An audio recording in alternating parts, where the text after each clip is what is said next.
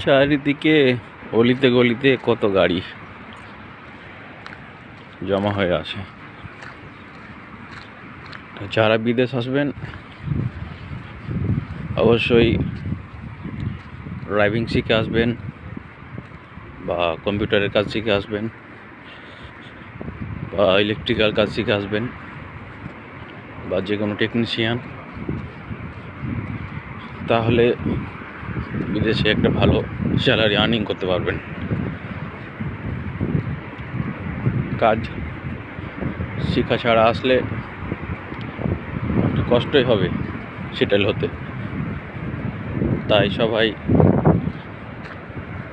যারা যারা আসবেন অবশ্যই কাজ শিখে আসবেন, ইনশাল্লাহ ভালো টাকা ইনকাম করতে পারবেন।